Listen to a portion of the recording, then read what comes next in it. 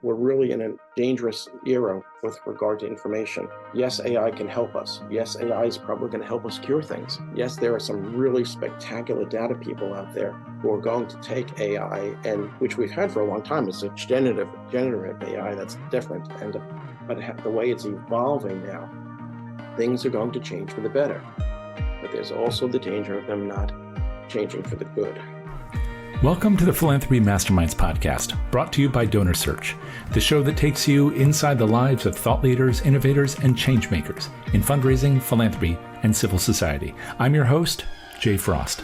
We speak today with Paul Clolery, Vice President and Editorial Director of NPT Publishing Group and the Nonprofit Times, the leading publication for America's charitable sector. A lifelong journalist, Paul began his career on his high school and college papers, then worked at leading papers like the Fort Worth Star-Telegram, and later as editor of publications including The Practical Accountant, before taking the helm of the Nonprofit Times in 1994. Over the last 3 decades, he and his team have covered every conceivable story in the nonprofit sector, and he has been recognized repeatedly for excellence in reporting, including an Associated Press Managing Editors Award and citations from the Society of Professional Journalists. I spoke with Paul about his journalistic journey, some of the most significant stories he has covered, and the challenges and opportunities that remain on the road ahead. Now, you've been with the Nonprofit Times for a long time, almost since its origins itself. But you, as a journalist, you've been doing this, well, since straight out of school. When did that start for you? Yeah, I actually started in high school. I was on the high school paper, then I was the editor-in-chief for my college paper. And then I just always wanted to be a journalist, and I got my first job right out of high school, right out of college, and was working at dailies in Texas. And then there was a family incident. I had to come home. And so I made a call to a friend of mine who was the managing editor of a daily in New Jersey. I said, Milt, I need a job. He said, when can you start? And I came home and was working as a journalist at a daily in New Jersey. At the time, I mean, Milt was a great managing editor, but at the time he realized he was getting somebody who was at a top 10 paper at the time. So I was at the Fort Worth Star-Telegram at the time, and I needed to come home. Well, before that, though, you said you were even doing this in high school and that you always knew you wanted to be a journalist. What was the attraction? Why was journalism so appealing to you? I was always into politics, and I enjoyed reading political stories, and I enjoyed reading U.S. history. And I always knew a guy who knew a guy. And so when I started writing stories for the high school paper, I always knew who to call, and so that sort of got the juices flowing. Yeah. I love that. I knew a guy who knew a guy, because we all know the phrase, but the idea of picking up the phone, calling somebody it's not as common now as it was once upon a time. People rely a lot on other, like, tertiary sources of information instead of just reaching out. Right. And I think that's a problem, particularly on the journalism front. And as we delve into more AI, some of the AI now is citing the source but you also have to double check that source as well. Just because the internet picked it up as something that was written and out there doesn't mean it's correct. Everything needs to be double checked. It was my editors used to smack me in the back of the head and say, you sure about that? So I would always double check and triple check. All right. So you were in high school, and this was in New Jersey, right? Yeah. You grew up New Jersey. there? And then you went to Texas. So again, for people who haven't been in the field like you, they may not know what that is like to try to get your first jobs in a daily and to be a reporter. What brought you to Texas, and what kind of reporting were you finding yourself doing then? Well, at the time, and still, if you wanted to be a daily newspaper reporter in New Jersey or New York, you had to do things like be a copy boy or write obits or do some other things. I wanted to be a straight up reporter. And so I applied to jobs in Florida and Texas, which were very hot at the time, and got a couple of offers and decided to take the offer in Abilene, Texas, which was a Hart Hanks daily at the time, which was morning, evening, Saturday, and Sunday. But it was also a terrific theater. It was a great place to learn. It was a great place to work. But it was also dead smack in the middle of the state. So, and a feeder paper to the larger papers in Dallas and Fort Worth and Houston and Austin. And that's the way it worked out. I ended up going to the Fort Worth Star-Telegram. And as I mentioned, at the time, it was a top 10 paper in the country.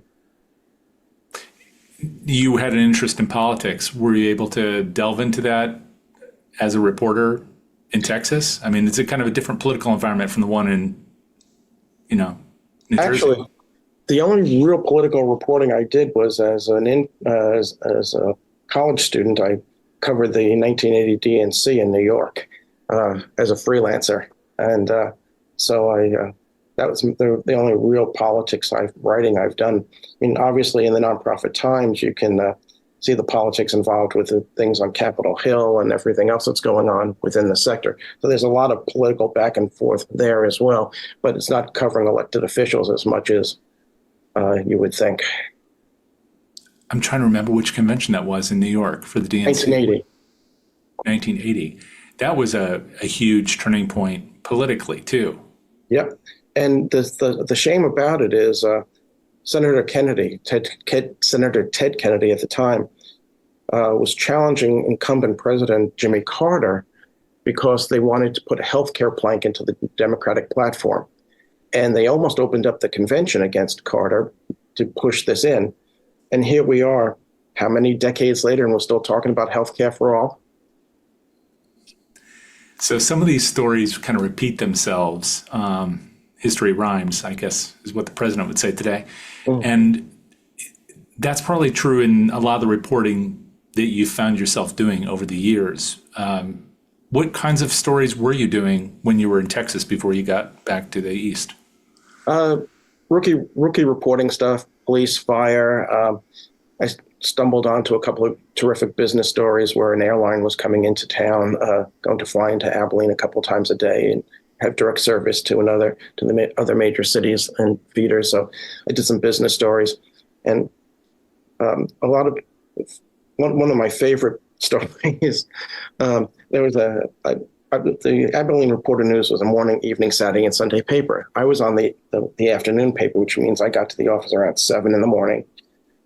Found out what happened overnight, did some stories, and then the paper went. So I then had a number of hours after the paper went on press to work on other stories, develop other stories, and also to wander around the newsroom.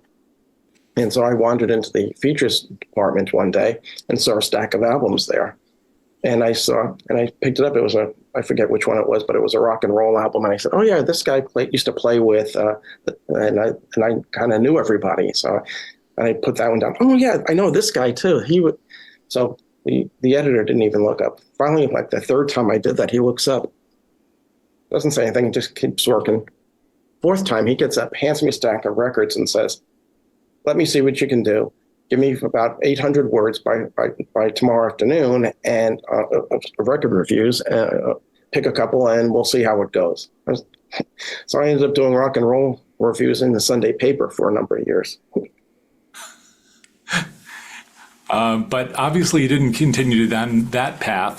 So you made your way back east. You said for family. Yeah, there was a family situation that I was always the family fixer. So there was a family situation. So I came back and did something, had something to do. So the family fixer, what are you, the middle child, the eldest child, the youngest child?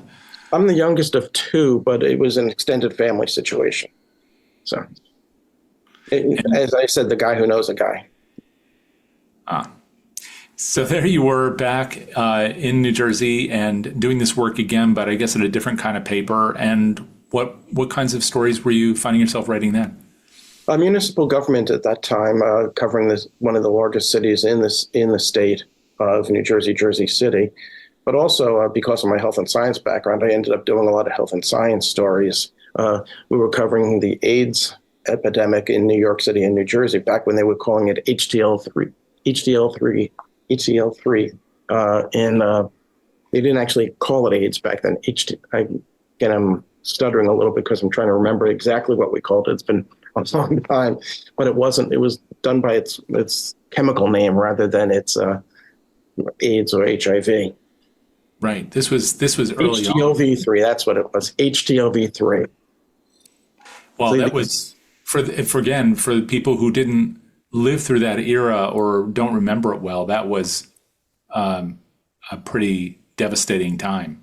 Yeah, it was. And everybody was afraid because you didn't know how you could catch it. It turned out to be in the gay community, but also in the heterosexual drug abuser community. People weren't making that connection yet because it was bloodborne. So writing about that must have put it gave you a certain responsibility, but it must have been a bit of pressure. Well, any reporting is pressure. You've got deadlines, you've got people you've got to talk to, you've got to get it right. So yeah, there's a lot of pressure in the news business in general. When it comes to writing about something like health, it's also a moving target because of course, the research is always changing. Absolutely. And the impact on the community at the same time. So sort of like with COVID, I am trying to imagine what that must have been like to write about something which was a huge crisis, but also one that people didn't necessarily want to talk about. And even if they wanted to, they didn't have much of a language to discuss it. Right. And there wasn't very much information out there about it. And researchers were scrambling to figure out what was going on. Hospitals were trying very hard to figure out how to treat these patients because they had no weapons. So were people forthcoming when you were going and asking questions when you picked up the phone to research a story like that? Were they pretty helpful or were they guarded? No, they were very helpful. That was the terrific thing about it. From when you're dealing with the healthcare professionals, they want the information out because they're trying to get answers too. And I wonder how that might be different from the rest of the reporting that you've done then and that you find yourself doing now, if people are ready to, I don't know, go on the record, so to speak, about some things. Well, yeah, there have been challenges along the way about people not wanting to talk about things. But, you go and you do your research beforehand. You're not calling them cold, and they know you've got information, so they end up talking to you. You never go in cold. It's like a good lawyer never asks a question in court that they don't already know the answer to. But in reporting, you don't know the answers. You're trying to get the answers, but you've done some background research as well. I'd love to know more about your thoughts on that, because questions are central to everything. They're certainly very central to this world of philanthropy. And follow-up questions, I always heard, were the best. So doing that prep must enable you to write, to think through, and then to ask good follow-up questions. How prepared does one need to be to go into an interview to be successful? And then how much really is leaning on kind of your instincts and your ability to ask good follow-up? I think it's about 60-40, being able to respond, being the 60%, because you never know where the conversation's going to go. And you can be surprised, and thankfully, and hopefully you'll be surprised, because then that means there's new information that you don't have yet. Yeah, I imagine that when it comes to surprise, that must almost be a little bit addictive. That that if you go into an interview and you get the answers that maybe you were expecting to get, it must not be as satisfying as going in, finding something totally surprising. So you must be searching for that big fish in the pond all the time. Well, sure, but you're trying to get the story, and any reporter or editor who goes into a story thinking they know it all, they're going to get it wrong.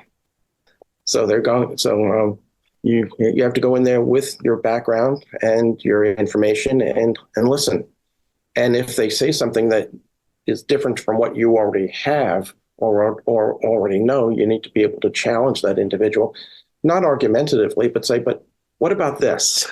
Or according to this document or something else, and get the conversation going, because they might be trying to give you as much information as possible. They just could be wrong and not be trying to give you something that's incorrect. They just might be wrong. Sure. And I might be wrong. Well, I was also thinking they aren't necessarily prepped, right? It's not like you've previewed the questions, so maybe they don't remember something or Correct. Yeah, but when you're talking to some of the larger organizations, the $100 million organizations, their PR people have prepped them pretty solidly. There were a few surprises there so. I'd love to return to that because prepping people well doesn't mean necessarily prepping them wisely. You've covered a lot of stories over time where organizations maybe could have done a better job at whatever they were doing, but certainly in answering questions for the public in a way that showed that they were really making an earnest effort. I can't tell you there's an old journalism thing where you don't mention somebody's name in a certain situation until they're dead. Well, let's just say that there was a major nonprofit CEO who would be known if I called the name here, and we got a internal report about the organization, and we did a story about it. The organization declined to comment. So we did the story anyway because we had the report. And the CEO of that organization called me at the house and began to scream at me on the phone. This is back before a long time ago. And after about 10 minutes, I asked the CEO, okay, so what in the story is wrong? And the CEO said, that's not the point.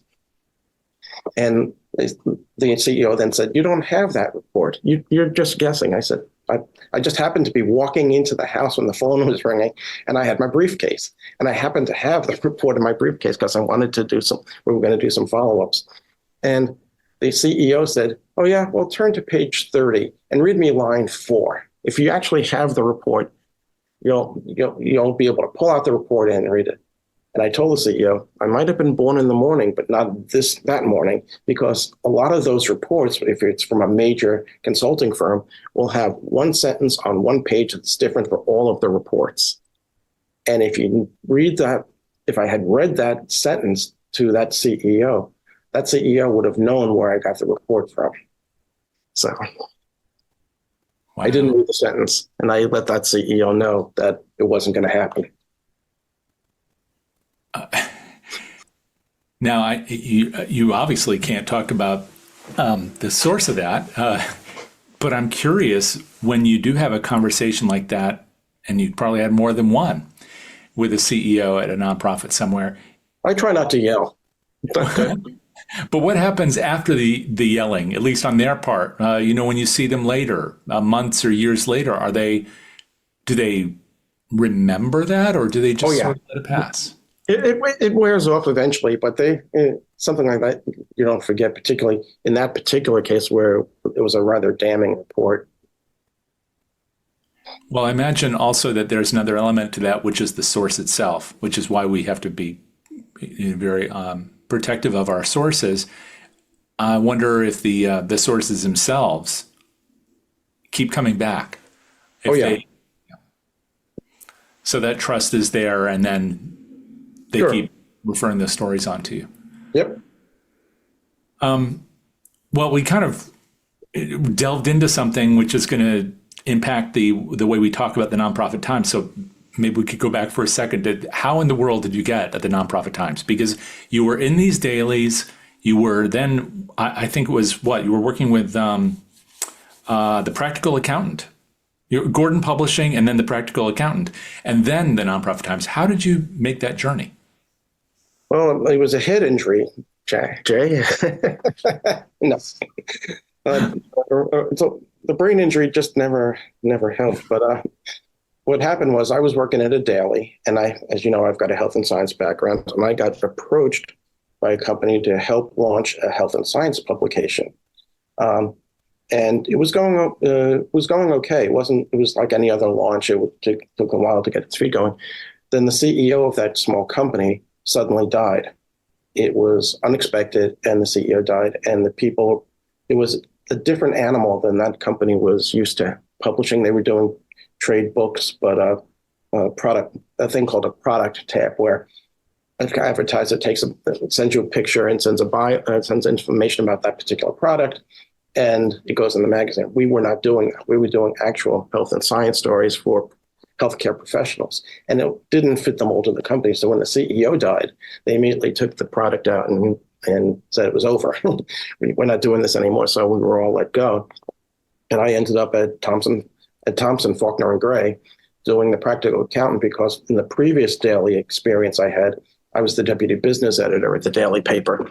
So I had some familiarity with business and all. And what they were looking for was a solid feature writer with some business background who could take this journal that they had and help turn it into a magazine that people would want to read without getting foam helmets that in case their heads hit the table while reading it. It was a really well-known and well-respected publication. It was just boring. And I was brought into at a senior level, not as editor-in-chief, but at a senior level to try to liven it up. And how easy is it to liven up accounting news? You'd be surprised. You would be really surprised. I interviewed a champion chili cook who happened to be a CPA, and all sorts of good stories about technology and how the implementation of technology into the accounting practices back then. So there's a lot of good stories that you can do. Okay, but did he give you the recipe? I'm sorry? Did he give you the recipe for the chili? As a matter of fact, he did. Really? And it was a $70 bucket of chili because of all the different spices, particularly the Hungarian paprika, which at the time was like ridiculously expensive. And all you needed was a teaspoon. So you were writing these stories and making the numbers breathe. I mean, it's sort of like Andrew Hacker talked about. You know, you can really tell a story through numbers, and that is really important. But then the nonprofit Times. So right. I saw an ad in the paper. They recruited me, and I came over here, and I figured, I'm young, 2 or 3 years. I'll be editor-in-chief 3 or 4 years, and then I'll go do something else. And I guess it's been. I need to look at a calendar differently these days because it's been a few more than 3 or 4 years. Well, this is nearly 3 decades, right? Or maybe it's past that. Yeah. And it was still a relatively young publication then, right? I think it started in 1987 and you came in 1994. 94, right. There had been a couple of editor-in-chiefs before me. But yeah, it's been a while. What was the remit for the nonprofit Times? Well, it needed some work with regard to the reporting and the look and the feel. The ownership wanted to do something different with it, and it had a solid reputation. It hopefully still does. And so they brought me in with my background in the daily business to try to make some changes, and that's what we did.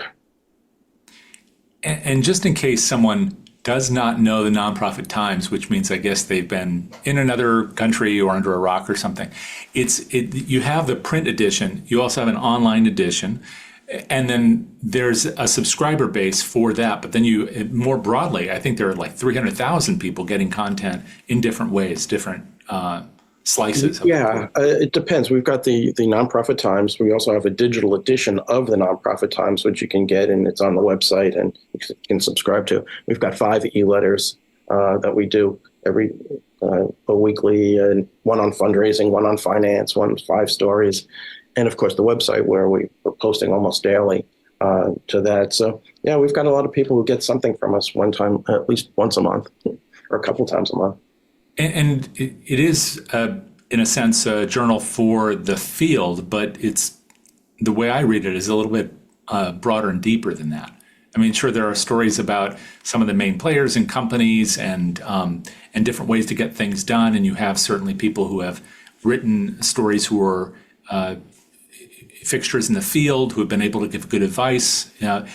But then you do these stories which are more along the line of, I don't know, exposés, or at least going deeper into stories that maybe the rest of the media ignores. And one that we talked about recently, and I was just reading about, is the Epsilon case.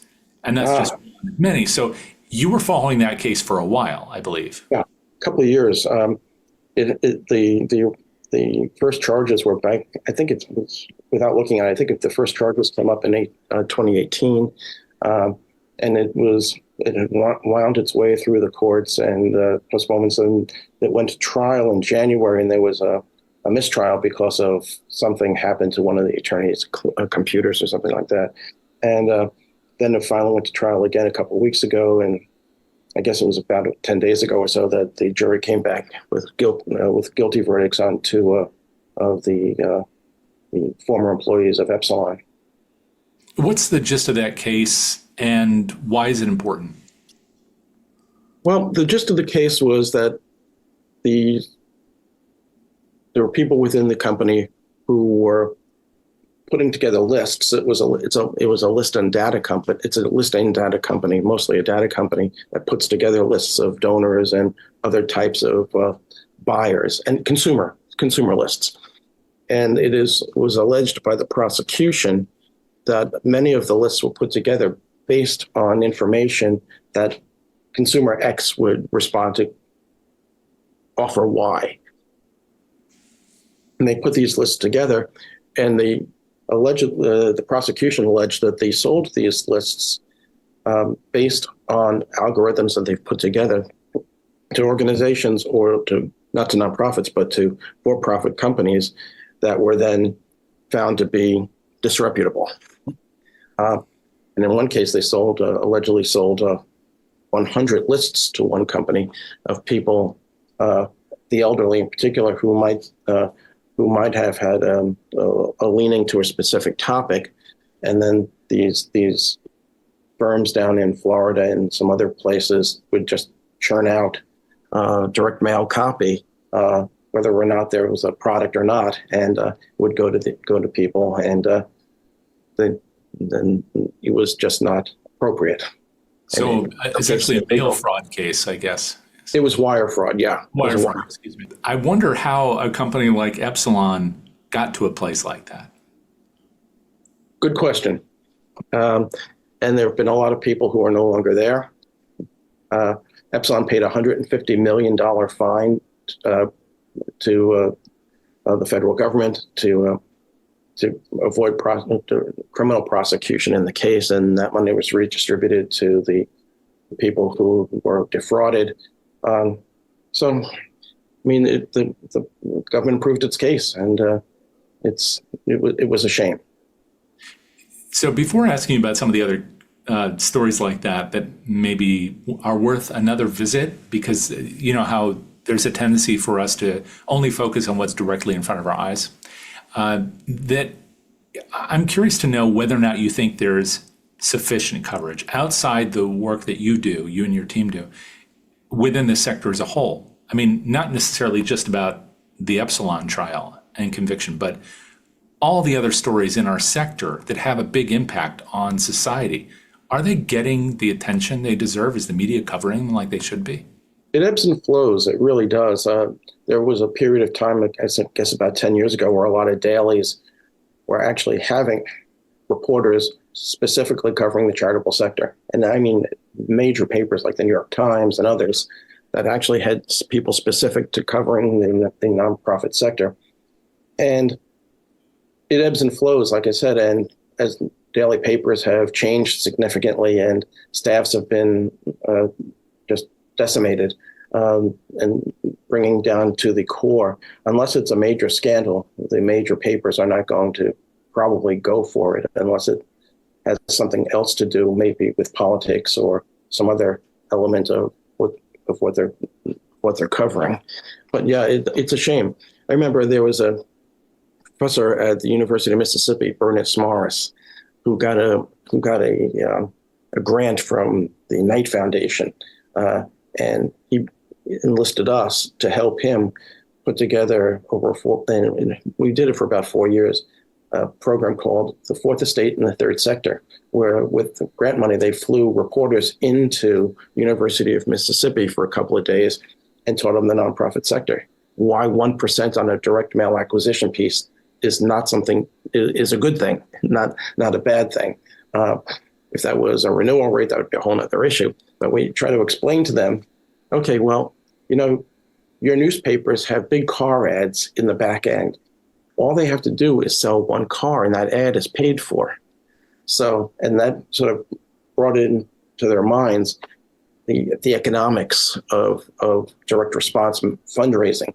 And we brought in accountants, we brought in fundraising people, we brought in some lawyers, and explained to them, and for several days fed them, we all explained to them how it all works. And we really saw a change in some of the reporting that was going on. But again, those reporters are now off doing other things. So, yeah, it does seem like this is something where there's a reporter assigned to that beat, and then when they go, it's not always, at least it doesn't appear from the outside like it's always replaced. I agree with you. So maybe before talking more about that, the media's role, I'd love to know about some of the stories that you've covered that really have been important to you over the years. Maybe some that have been forgotten, but are really still important to all of us. Wow. One of my favorites was Hurricane Katrina. And the Senator Daniel Inouye of Hawaii introduced a bill in Congress that would allow FEMA to fundraise. And well, wait a minute, the federal government wants to fundraise? That's what taxes are for. And so I did a piece that we put up online almost immediately saying this can't happen. This is a really bad idea. And the bill got pulled, never got a vote. It just got pulled from the floor. And that's the kind of impact that I hope we've had over the years when something is done that where the individual may not understand exactly what they're doing, but they're trying to do good. We can step in and maybe redirect the energy. We've had a number of cases like that where we did stories and changed the direction of something. And that's when people are trying to do good, as you say, and maybe they don't recognize the potential impact. What about the bad actors? Hopefully they go to jail. I mean, we've had a conga line of issues over the years where people have ended up in jail for defrauding nonprofits or being part of a nonprofit. So we've had CEOs who have been removed from their jobs because of indiscretions on the job. And that's changed a lot over the years, and how people can comport themselves at the office, which is a lot safer these days, thankfully. And we've covered all of those. One thing you were talking about this in connection with the Epsilon case, with direct mail, sometimes it's a matter of law, but sometimes it's a matter of not the law so much as ethics or understood common principles. And I believe there's been coverage by your team in the past. I can't cite a specific article, but I'm pretty sure you've covered this, about some of the direct mail vendors who may have been within the law, but they sure were not doing the kinds of things that the public would see as being responsible. Extremely high, overhead. I'm not talking about 20 or 30 or 40%. I'm talking about taking 90+% of the take. When it comes to stories like that, is it more challenging to not only do the research and write the story, but to navigate how, in a sense, by calling attention to that activity, the paper is from a news perspective kind of taking a position, because it's not necessarily, again, a matter of law. It's just a matter of, I don't know, good taste, common sense, not to take 95% of a donation. Well, there was a period of time where it was the wild, wild west in terms of data and fundraising and that sort of thing. But that really has changed with the professionalization of the sector. There are people who are working at nonprofits now who understand direct response a lot better than the previous people in those positions did. Also, there are a lot of people don't understand the process. as I mentioned a minute ago, a 1% response on acquisition is quite good. People will pinch themselves if they get 1.1%. But it's not a good response when it comes to renewal rates. And it doesn't help when attorneys general don't understand the process either. New York State, for example, has done a report for years, Pennies for Charity, where they'll talk about how much it costs to fundraise. Well, they never say whether it was renewal or acquisition. They don't understand that it's going to be a lot more expensive to find that one donor and then keep that one donor than it is to just mail out. And so it doesn't help when attorneys general don't understand the process. Well, that puts journalists in kind of an interesting position, I guess, because they have to then advocate for writing a story about how those people in government don't understand. And well, no, it's not advocating. It's basically saying there was putting a sentence into a story like that one saying the report did not differentiate between acquisition and renewal, and get another expert to explain what the difference between acquisition and renewal is. But yes, you're right. There have been some cases where there's an incredible amount of money has been kept by the fundraiser. Again, those days, in most part, are done. The United Cancer Council case, where the vendor was able to co-own the list of the people who got the money, gave the money, is long gone. There have been now guidelines on who owns the list, who owns the actual mailbox to the list. I mean, yes, nonprofits can have a PO box that goes directly to a vendor, but the nonprofit actually owns the mailbox and knows exactly how much is coming in. So the professionalization on both sides of the ball, both at the nonprofit and at the vendor side, has changed significantly over the years. And you'd be hard pressed to find a lot of the people on the vendor side who are not 100% honest. I mean, sure, you'll get a case like the Epson case, and sure, there are going to be some agencies that are more expensive than others. And as they're trying new technologies, things get expensive. But I think the vast majority, of the people on the vendor side, and you know me for a long time, Jay, you know me, I'm not going to pull punches on things, but I think that the vast majority of the people on the vendor side are working their hearts out for their clients. Yeah. Yes, there are some people who need to be removed from the business, like the situation at Epsilon. So that brings up maybe a different perspective on that same question, which is if some of those bad practices are going away, that this scrutiny has also helped us to be better, and this new generation of people in philanthropy are really working hard and principally doing good work. What are the stories that we're not seeing enough of? I mean, sure, there might be some bad news stories, but also the good news stories. What are the things that you think there needs to be more attention to? Well, we concentrate on the business side of things. And if somebody asks me to describe our publication, if they've never seen it, I suggest that have you ever seen Crane's Chicago Business or Crane's New York Business? And that's what we try to emulate, business publication, business writing. So well, you know that the nonprofit sector in general is like the continental shelf. If you've got the big guys, and then it drops precipitously. Then you got a shelf, and then it drops precipitously again. The vast majority of nonprofits are $10 million or less, and the vast majority of those are $5 million or less. So our role in this is to try to bring in experts who can actually tell them, okay, you need to be looking at this, you need to be looking at that. We separate the magazine into a couple of sections. One, upfront news feature. Then the second, a couple of pages of commentary if we have it that month. And then all the rest will be how-to and trying to educate people about law, risk management, insurance, direct response, technology. So when we try to level it, so it's almost like going to college where it's 101, 210, 310, 410. So we try to get the story so that it's at every level, so that anybody at any level can get something out of the publication and enjoy it. As you're talking about this, I'm also realizing that sometimes it's not so much the news, but it's also how we feature some of the people and the personalities in the organizations that do good work. And you've been doing for a long time the NPT 50, the Power and Influence 50. Mm-hmm.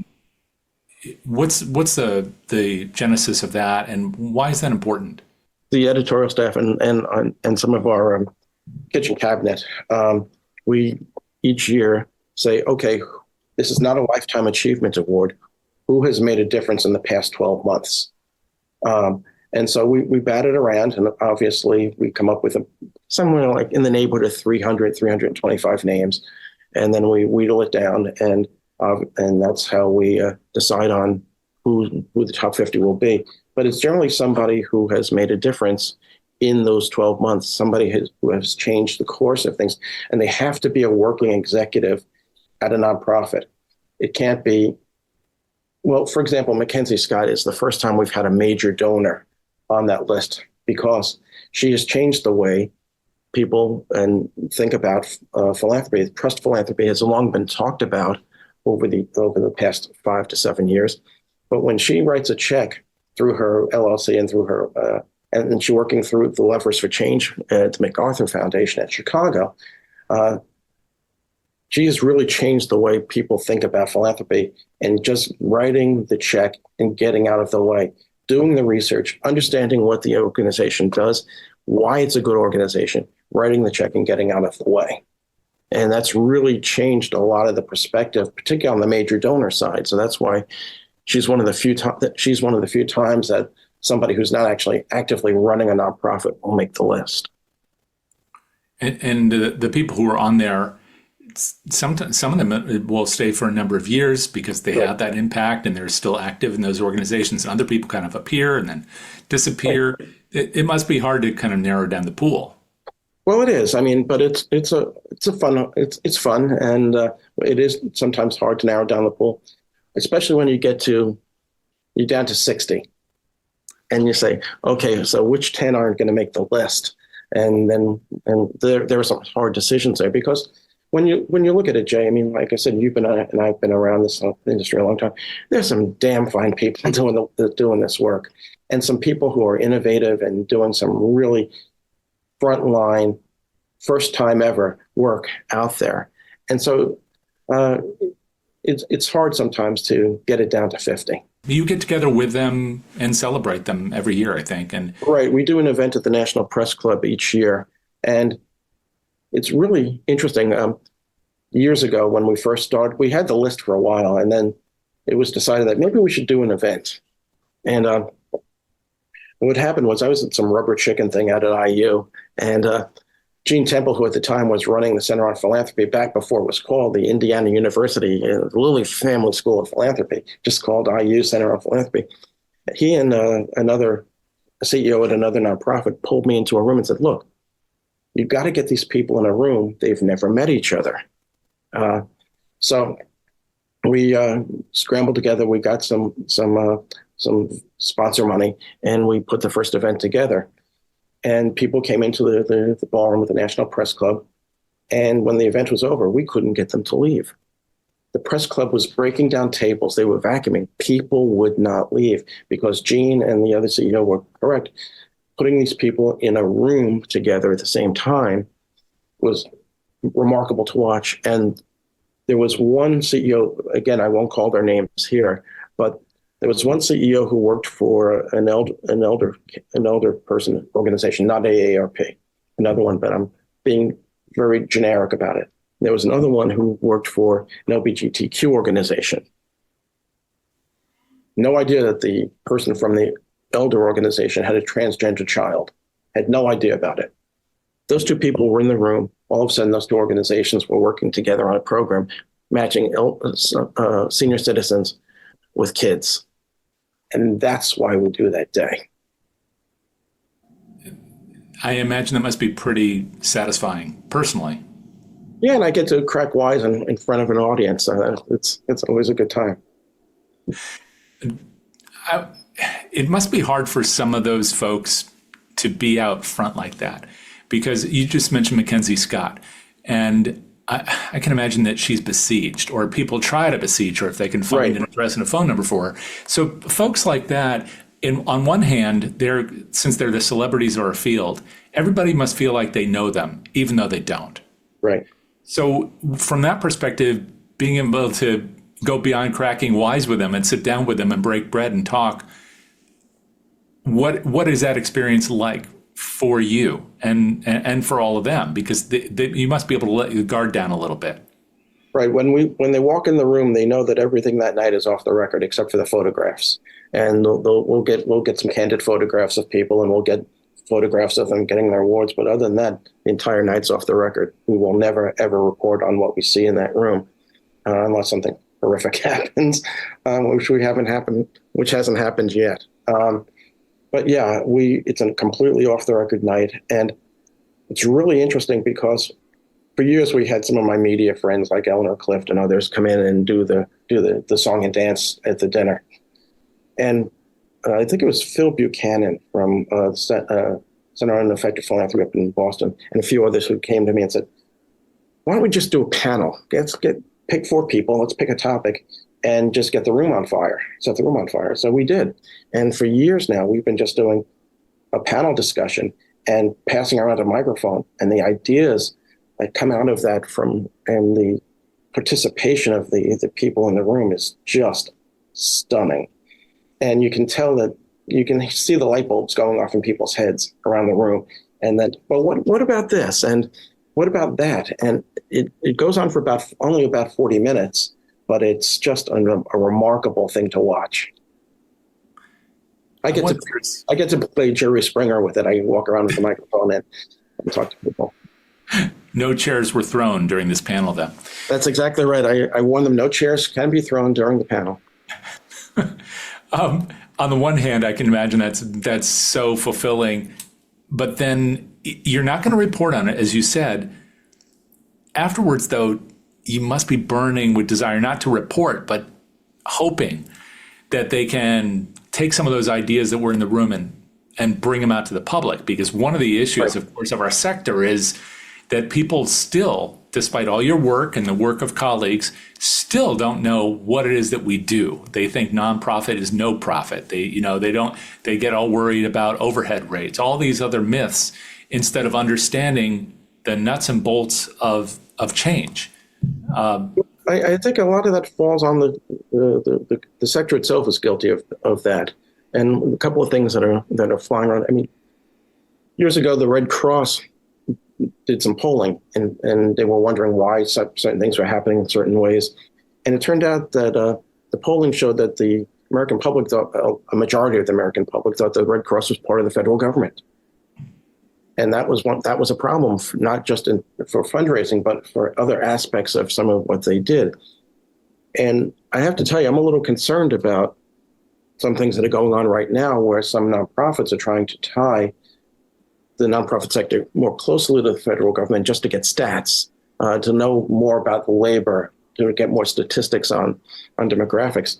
And I think that should be funded by the foundations and put into an academic setting where data can be gained and found and segmented and researched.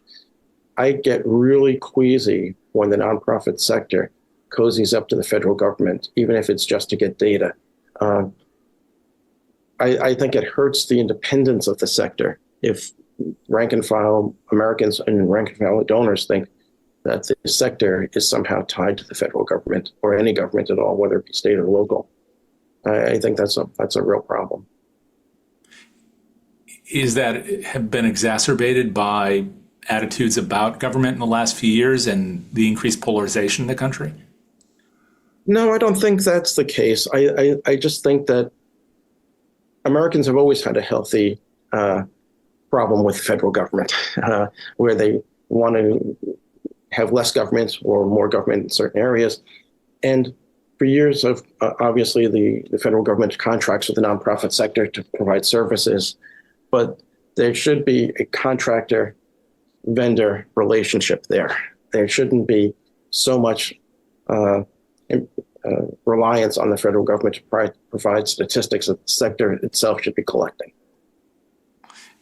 You talked about your interest in politics kind of leading into journalism from a very young age.